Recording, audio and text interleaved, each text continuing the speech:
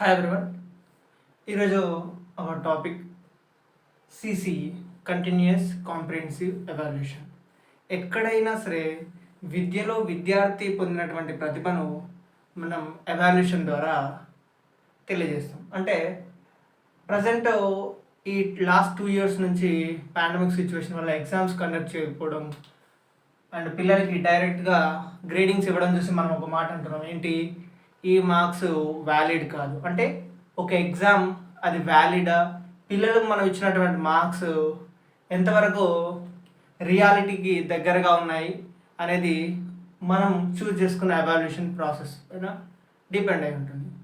So previous evaluation system ఎలా ఉండేదంటే, పిల్లాడిలో అభివృద్ధితో వాడి యొక్క జ్ఞాన అవగాహనతో సంబంధం లేకుండా కేవలం ఒక ఎగ్జామ్ కండక్ట్ చేసి దాంట్లో వచ్చిన మార్కుల ఆధారంగా విద్యార్థులను వాళ్ళ ప్రతిభను కొలమానంగా చూసేవారు. కానీ సిసిఈ మోడల్లో విద్యార్థిని కేవలం ఒక ఫైనల్ ఎగ్జామ్ ద్వారా వాడి ప్రతిభను ఎవాల్యుయేట్ చేయకుండా కంటిన్యూస్ నిరంతర కాంప్రిహెన్సివ్ సమగ్ర ఎవాల్యుయేషన్ మూల్యాంకనం అంటే విద్యార్థిని కేవలం ఒక సింగిల్ ఎగ్జామ్ ద్వారా వాడి యొక్క ప్రతిభను నిర్ధారించకుండా నిరంతరంగా వాడి యొక్క సమగ్ర అనే పదానికి అర్థం ఏంటంటే కేవలం జ్ఞానాత్మక రంగాలకు సంబంధించిన విషయంగా మాత్రమే చూడకూడదు. విద్య అనేది కేవలం వాడిలో జ్ఞానాన్ని పెంచుకుంటూ పోవడమే కాదు, వాడి యొక్క ఆల్రౌండ్ డెవలప్మెంట్ అంటే శారీరక వికాసం, మానసిక వికాసం అండ్ విషయ పరిజ్ఞానం, ఇలా అన్ని విషయాలను సమగ్రంగా మూల్యాంకనించాలి. ఇక ఈ మూల్యాంకన విధానం ఎలా ఉండాలి అంటే, మూల్యాంకన విధానం రూపణ మూల్యాంకనం అండ్ నిర్మాణాత్మక మూల్యాంకనం అని దీంట్లో భాగాలు ఉంటాయి. అవి మళ్ళీ తర్వాత. ఫస్ట్ సిసిఈ ఎప్పుడు ఇంట్రడ్యూస్ అయింది, అసలు సిసిఈ మోడల్ ఏంటి? CCE RTE act, right to education,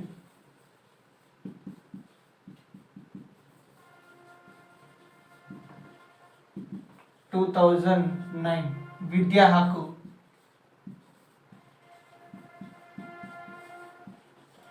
చట్టం 2009.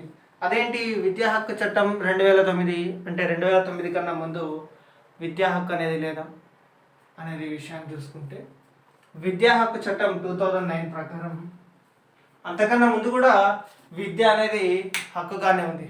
కానీ 2009లో విద్యా హక్కు చట్టం ఆర్టీ ఏం చెప్తుందంటే, 6 నుంచి 14 సంవత్సరాలు 6 to 14 years గల పిల్లలందరికీ ఉచిత నిర్బంధ విద్య,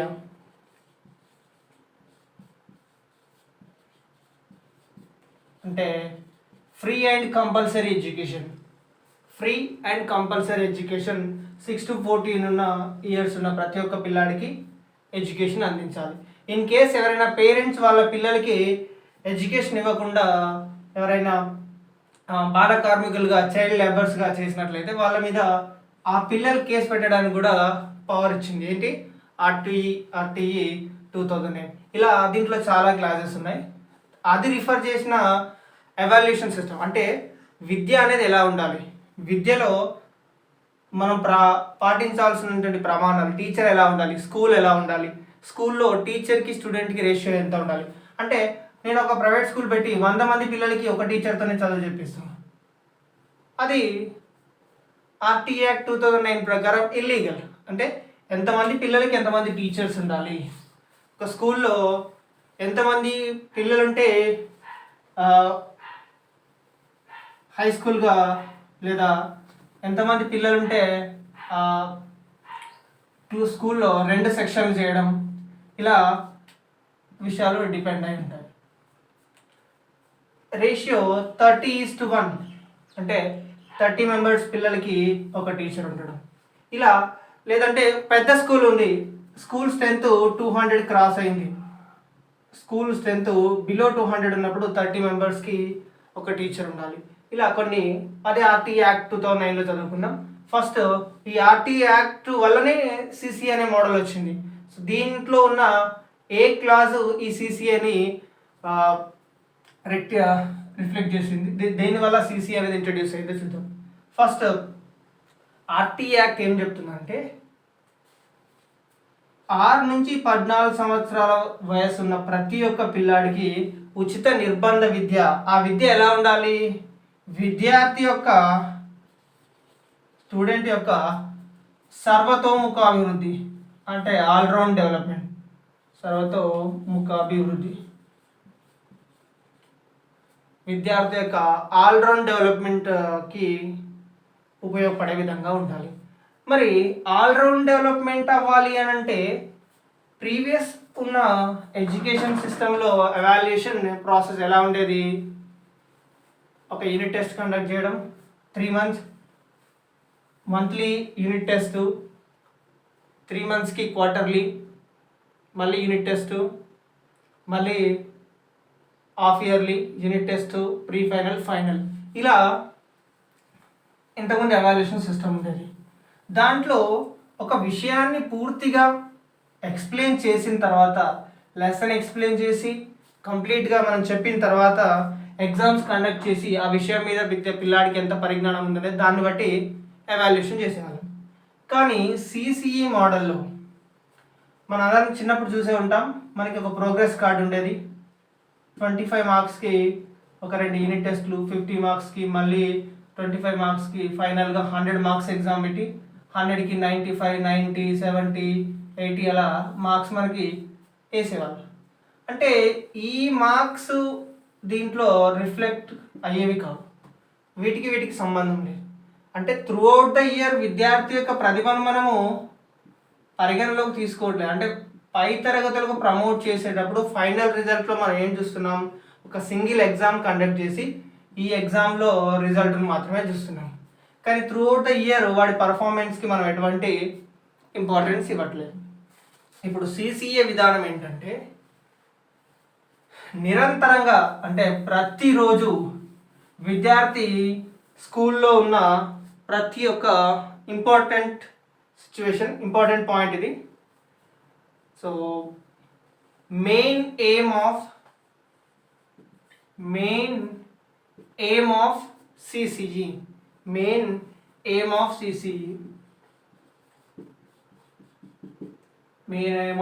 సిసిఈ ఇంపార్టెంట్ పాయింట్ ఇది. ఎక్కడైనా కాంపిటేటివ్లో కానీ మీ యాన్యువల్ ఎగ్జామ్స్లో కానీ సిసి అనే పాయింట్ రాగానే ఈ పాయింట్ మెన్షన్ చేయాలి.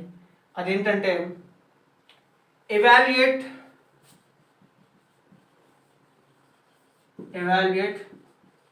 Every aspect. విద్యార్థి యొక్క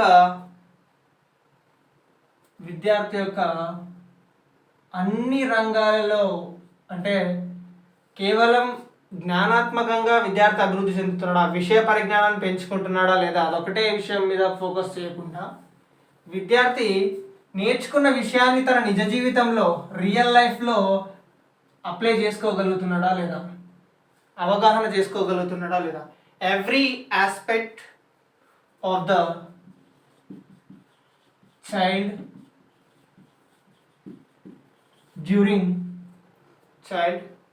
during their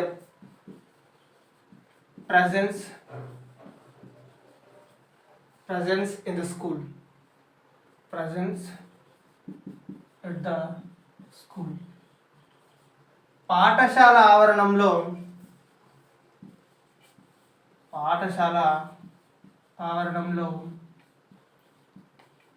విద్యార్థి యొక్క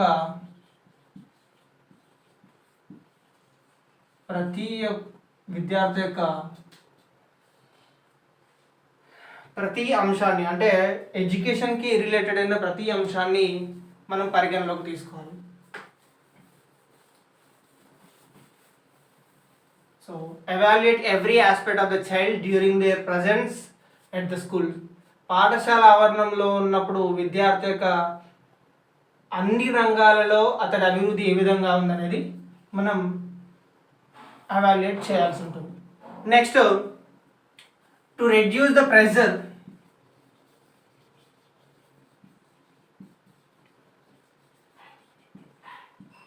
during examinations,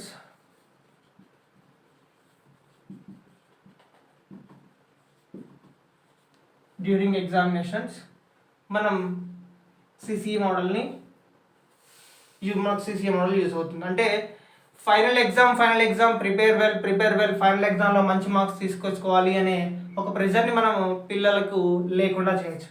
సో ఈ సిసిఈ మోడల్లో మనం ఎగ్జామ్ని 2 మోడల్స్లో కండక్ట్ చేయొచ్చు. మోస్ట్లీ నా 10th అయితే నేను 100 మార్క్స్ ఎగ్జామ్ రాశాను. ఫైనల్ ఎగ్జామ్ ఈ 100 మార్క్స్లో వచ్చిన మార్క్సే నా ఫైనల్ రిజల్ట్. ఏవైతే ఈ 100 మార్క్స్కి వచ్చిన రిజల్టే ఉంటుందో అదే నా ఫైనల్ రిజల్ట్. కానీ సిసి మోడల్ అది చెప్పట్లేదు. సిసి మోడల్ ఏమంటుంది, విద్యార్థిని త్రూఅవుట్ ద ఇయర్ అబ్జర్వ్ చేయమంటుంది. అంటే projects, notebooks, portfolio, diary and records కానీ సమ్ అదర్ అసైన్మెంట్స్, ఇంటర్నల్స్ ఇలా అన్నింటిలో వచ్చిన మార్క్స్ని బేస్ చేసుకొని 20 మార్క్స్, వాటన్నింటిని బేస్ చేసుకొని 20 marks. And at last end of the year summative test, దీన్నే final exam or session ending exam అంటాం. దీన్ని 80 మార్క్స్ కండక్ట్ చేస్తారు.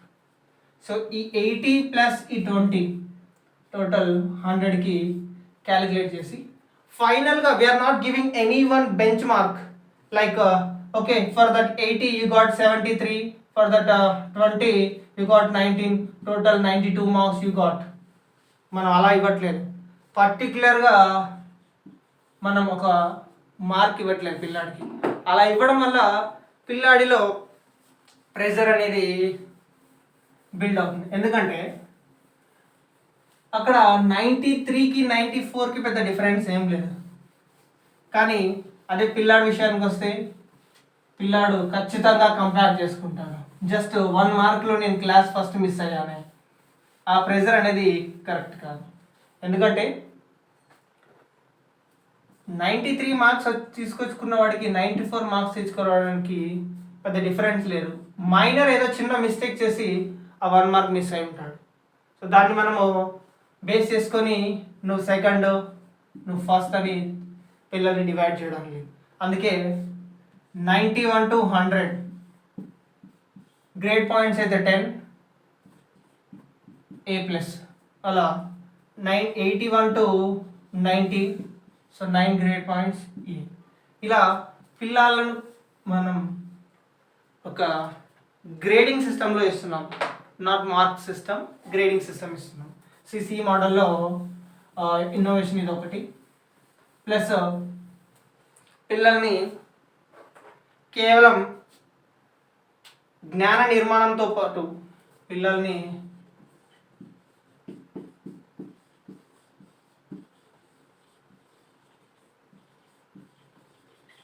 పిల్లలలో జ్ఞాన నిర్మాణంతో పాటు వ్యక్తిత్వ వికాసాన్ని,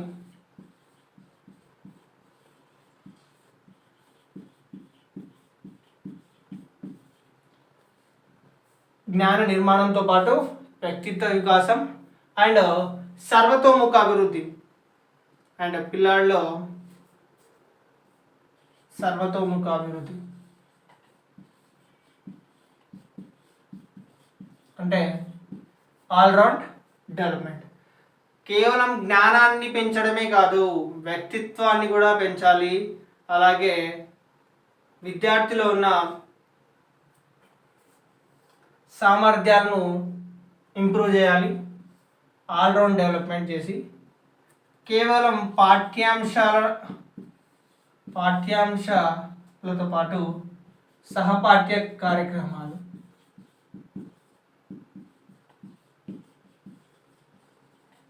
పాఠ్యాంశాలతో పాటు సహపాఠ్య కార్యక్రమాలు అంటే ఇవి గేమ్స్, కల్చరల్ యాక్టివిటీస్ అండ్ పిల్లల్లో ఉన్న టాలెంట్స్ వీటన్నింటినీ రికగ్నైజ్ చేసి ఎంకరేజ్ చేయడం. సో దీన్నే పాఠ్యాంశ సహపాఠ్య కార్యక్రమాలు అంటాం.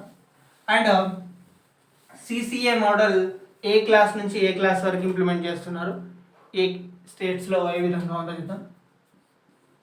ఆర్టీఈ యాక్ట్ 2009 విద్యా హక్కు చట్టం 2009లో వచ్చింది.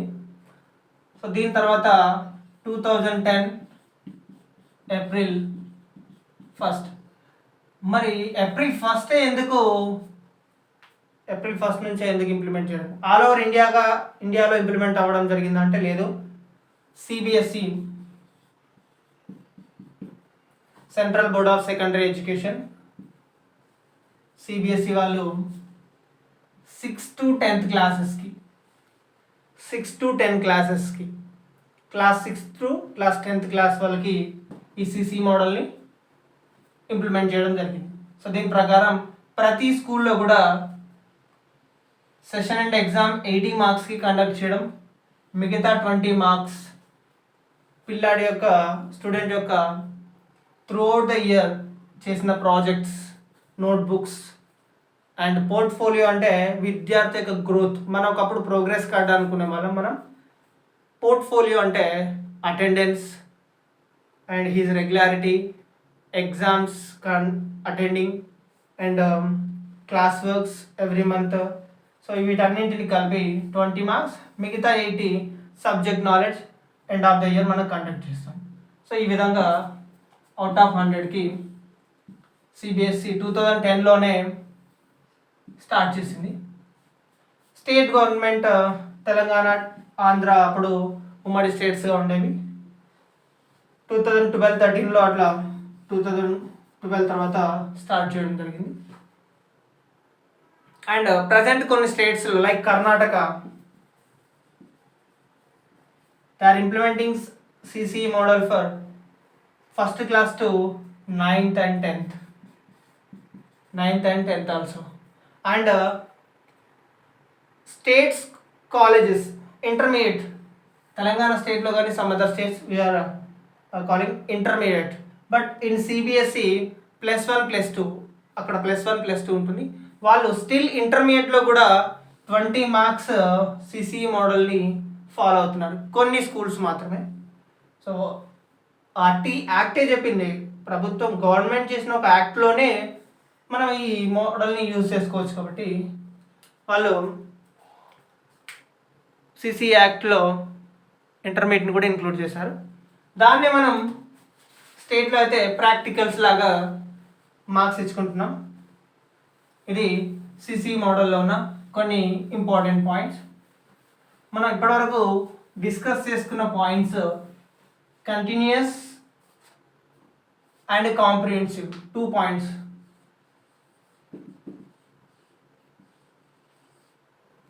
Continuous and comprehensive.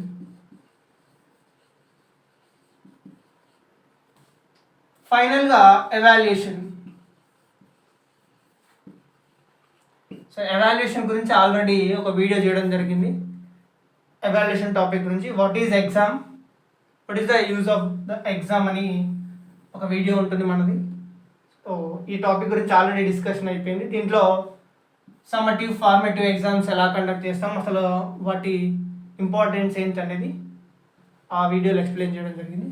ఇది సిసిఏ గురించి బ్రీఫ్ ఎక్స్ప్లెనేషన్. ఇంకా దీన్ని ఎగ్జామ్ పాయింట్ ఆఫ్ వ్యూ, నేను ఇప్పటివరకు చెప్పింది కాంపిటేటివ్ ఎగ్జామ్ పాయింట్ ఆఫ్ వ్యూలో. జనరల్గా బోర్డ్ ఎగ్జామ్ లేదా సెమిస్టర్ వైజ్ ఎగ్జామ్స్కి ఈ టాపిక్లో నోట్స్ ఎలా కలెక్ట్ చేయాలి, ప్లస్ ఎగ్జామ్లో ఆన్సర్ ఎలా రాయాలి అని ఎవరికైనా డౌట్స్ ఉంటే కామెంట్ సెక్షన్లో మెన్షన్ చేయండి. నేను ఒక ఆన్సర్ సిసిఈ అంటే ఏంటి, దాని యొక్క ఇంపార్టెన్స్ ఏంటి అనేది ఒక ఆన్సర్ వేలో రాసి పంపిస్తాను. Okay, thank you.